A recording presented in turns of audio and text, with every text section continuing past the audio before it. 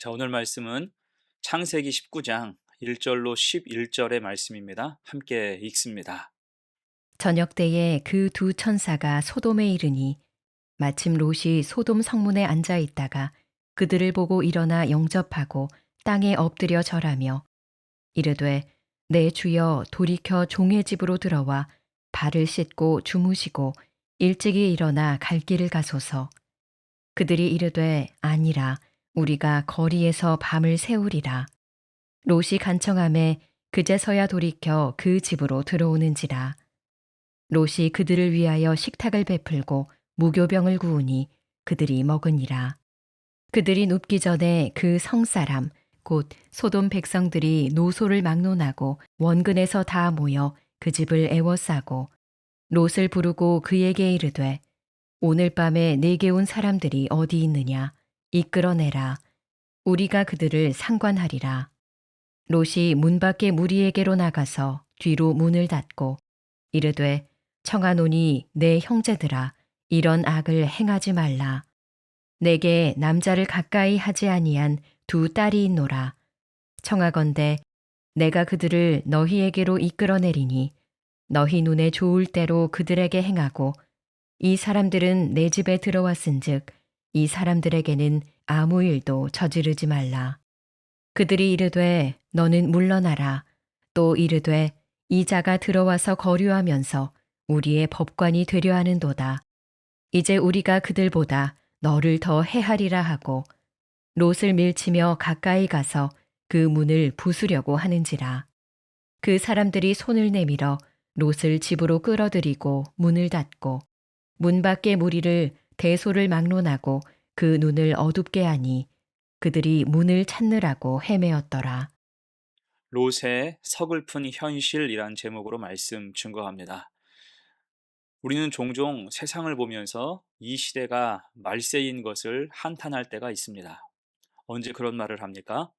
참혹한 일이 벌어지고 참담하게 세상이 돌아가는 것을 볼 때, 또한 전쟁과 기근, 지진과 재난의 소식이 끊이지 않을 때 우리는 이때가 말세로구나 싶습니다.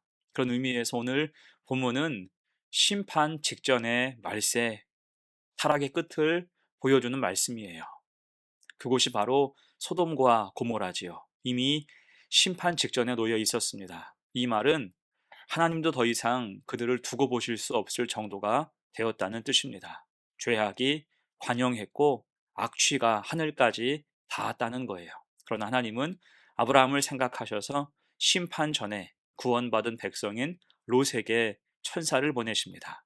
이 일을 통해서 주시는 교훈을 두 가지로 생각해 보지요. 첫 번째, 그 모습이 애처롭다라는 거예요.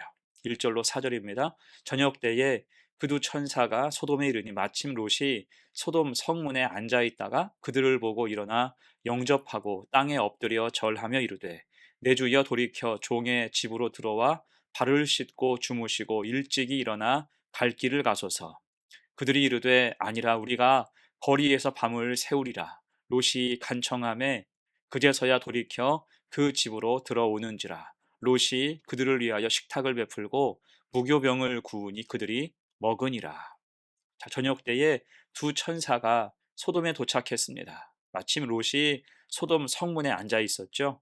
이때 성문은 당시 도시의 중심이었어요. 사람들이 모이고 재판이 열리고 거래가 이루어지는 곳이었죠. 롯은 그곳에 앉아서 소일하면서 살았습니다. 그러다가 자신을 향해 오는 나그네를 보자 롯이 일어나서 영접하는 거예요. 다만 롯은 이때 그들이 천사인 것은 인식하지 못했습니다. 대신 간청하죠. 내 주여 돌이켜 종의 집으로 들어와 발을 씻고 주무시고 일찍이 일어나 갈 길을 가소서. 나그네를 선대하는 것이 몸에 배어 있는 것입니다. 그런 간청으로 두 천사는 이제 롯의 집에 들어오게 돼요. 이에 롯은 그들을 위하여 식탁을 베풀고 무교병을 구워서 대접하죠. 여러분, 이 모습은 직전 나그네를 선대했던 아브라함의 모습과 비슷합니다. 거기서 아브라함은 나그네를 발견하고 달려가서 영접하고 송아지를 잡고 떡을 만들어서 대접했죠. 이에 오늘 롯도 똑같이 나그네를 선대하는 거예요. 간청해서 그들을 집으로 초대하고 식탁을 베풀어서 대접했습니다. 그러니까 롯이 소돔과 고모라에 살았지만 아브라함에게 배운 신앙의 전통과 믿음의 기본은 간직하고 있었다는 말입니다. 하지만 본문을 자세히 살피면 조금 다른 점을 볼 수가 있어요. 우선 식탁의 풍성함에서 차이가 나죠. 아브라함은 나그네를 향해서 힘껏 풍성히 섬겼습니다. 송아지를 잡고 떡을 만들어 준비했어요. 온 가족과 식소를 동원했죠. 하지만 오늘 롯의 섬김은 상대적으로 단출해 보입니다. 무교병만 구워서 대접했어요. 이 말씀은 단순히 메뉴의 차이를 보여주는 것이 아닙니다. 믿음이 축소되었음을 보여주는 증거라 할 수가 있어요. 그리고 동시에 롯의 가세가 많이 기울었음을 뜻하기도 합니다. 처음 소돔과 고모라에 올 때는 롯에게 욕심과 야망이 가득했습니다. 그러나 그 무엇도 이루지 못했죠. 그 많던 종들도 살 길을 찾아서 다 떠났고 나그네를 청하여 대접할 것이 무교병밖에 없는 처지가 된 것입니다. 믿음을 버리고 물질을 택한 사람의 모습이 바로 이와 같다. 씁쓸함을 주는 대목이에요. 자, 그럼에도 하나님은 롯을 기억하셨죠. 왜일까요? 심지어 베드로후서 2장 7절 이하에서는 의로운 롯이라고 부르십니다. 무법한 자들의 음란한 행실로 말미암아 고통당하는 의로운 롯을 건지셨으니 이는 이 의인이 그들 중에 거하여 날마다 저 불법한 행실을 보고 들으므로 그 의로운 심령이 상함이라. 아멘. 롯은 소돔에 살면서 그 땅의 타락을 보면서 괴로워했다는 것입니다. 다행히 그런 타락에 완전히 봉화되지는 않았다는 거예요. 이 하나님은 아브라함을 생각하시고 롯에게 남아있던 그 작은 믿음을 보셔서 그곳에 천사를 보내신 것입니다. 여러분, 현재 롯의 모습이 어떻습니까? 애처로워요. 하나님의 뜻을 저버리고 욕심과 야망으로 건너온 땅에서 겨우 믿음의 명맥만을 유지한 채 살고 있습니다. 차라리 그곳을 박차고 다시 아브라함에게 돌아왔다면 그 삶은 달라졌을 거예요. 하지만 그것도 쉽지 않은 일, 그곳에서 꾸역꾸역 살다 보니 어느새 작은 믿음으로 겨우 소돔에서 사는 사람이 된 것입니다. 이에 우리는 믿음의 선택을 하기에 최선을 다해야 되고 믿음을 우선해야 하는 거예요. 하나님의 은혜를 대체할 것은 어디에도 없기 때문입니다. 조금 손해보고 조금 뒤처지는 것 같아도 믿음으로 그 길을 갈 때 하나님이 그 길을 친히 주장하십니다. 상실감이 아니라 결국 만족과 감사가 주어질 수 있다는 거예요.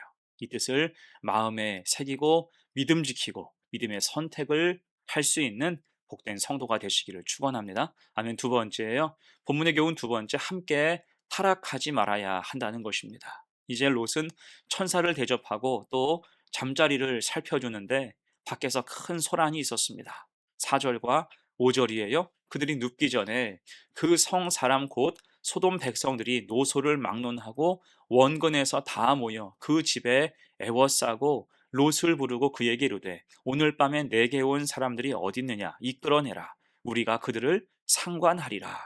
자, 그들이 식사하고 눕기도 전에 소돔에 악한 사람들이 모여서 롯의 집을 애워쌌습니다. 그것도 노소를 막론하고 원근에서 다 모여왔어요. 쉬운 말로 범죄를 저지르고 또 그 범죄를 구경하러 몰려온 것입니다. 여러분, 이것이 무엇을 의미합니까?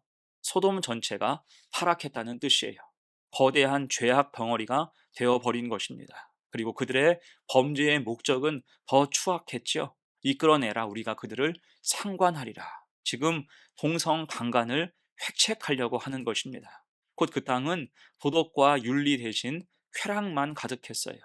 수치와 절제 없이 오직 욕망만 난무했습니다. 이것이 바로 말세, 멸망 직전에 있는 소돔성의 타락상이었다는 거예요.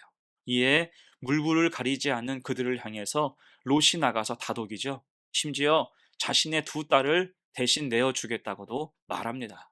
물론 이런 롯의 말도 심각한 문제가 있었어요. 다만 당시 소돔의 타락 수준을 볼 때 이런 제한 정도는 당연하거나 부족해 보이는 수준이었습니다. 그 정도로 이 도성은 타락해 있었어요. 곧 죄의 소굴에서 죄가 왕노릇하고 있었죠. 하지만 이런 롯의 제한 역시 소돔 사람들은 거절합니다. 롯을 비웃고 그 문을 부수려고까지 했어요.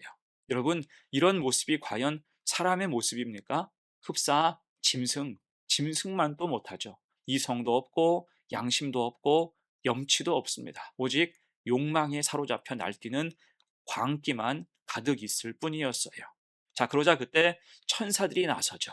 10절과 11절 말씀, 그 사람들이 손을 내밀어 롯을 집으로 끌어들이고 문을 닫고 문 밖에 무리를 대소를 막론하고 그 눈을 어둡게 하니 그들이 문을 찾느라고 헤매였더라.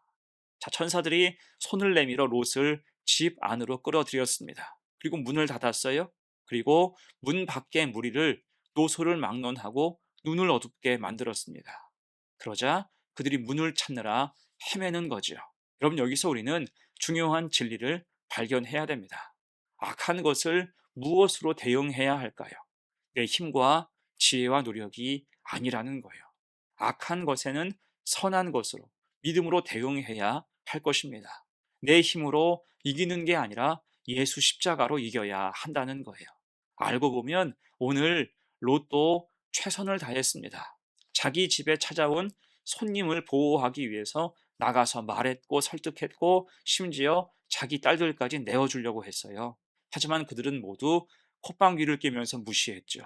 9절 보니까 이자가 들어와서 거류하면서 우리의 법관이 되려 하는도다. 곧 롯은 그곳에서 아무런 영향력이 없었습니다. 오히려 조롱거리가 됐어요. 왜 이렇게 됐을까요? 롯이 그곳에서 믿음을 구축하여 살지 않았기 때문이에요. 세상과 구별되지 않았기 때문입니다. 심지어 아브라함이 소돔을 위해서 기도할 때조차 그는 아무것도 하지 않았습니다. 그럴 때 함께 타락해 간 거예요. 그곳에서 아무 능력도 발휘할 수 없었고 오히려 조롱받는 신세가 된 것입니다. 이에 우린 여러분 이 땅에서 믿음 지켜 살아가야 할 것입니다. 형편과 상황에 맞춰서 믿음을 축소하기 시작하면 결코 믿음의 능력은 발휘되지 않습니다. 힘내서 그것을 지킬 때, 믿음이 우선이 될 때 능력은 발휘되고 주님이 돌보시고 지켜주시는 거예요. 이 사실을 기억해서 신실함으로 살아가는 복된 성도가 되시기를 축원합니다. 그럼 이제 말씀을 마무리합니다. 오늘 롯의 현실은 매우 처량합니다. 그 믿음을 지키기도 버거워요. 그럴 때 믿음의 기본은 있지만 힘이 없습니다. 나그네는 대접하지만 단출해요. 악을 미워하지만 대항할 능력은 없습니다. 구원은 받았지만 영향력이 없어요. 이것이 롯의 서글픈 현실이었습니다. 타락의 자리를 찾아 들어가고 믿음을 지키려고 애쓰지 않았기 때문이죠. 이에 우리는 하나님께 기준을 두고 믿음으로 세상과 구별된 삶을 살아야 할 것입니다. 그래서 우리가 선 곳, 내가 선 곳에서 믿음으로 분투하며 타락으로 쓸려가지 않을 때 선한 영향력이 있는 복된 성도가 되시기를 간절히 축원합니다. 아멘. 함께 기도합니다. 하나님 아버지, 롯의 삶을 통해 우리에게 교훈하시니 감사합니다. 욕심과 안일함으로 인해 세상과 타협하지 않게 하시고 어떤 상황 속에서도 믿음을 우선하게 하시며 세상과 구별된 삶을 살게 하옵소서. 그래서 롯과 같은 서글픈 현실을 만나지 않게 하시고 그런 롯조차도 긍휼히 여기신 하나님만 의지하여 살게 하옵소서. 감사드리며 예수님의 이름으로 기도합니다. 아멘.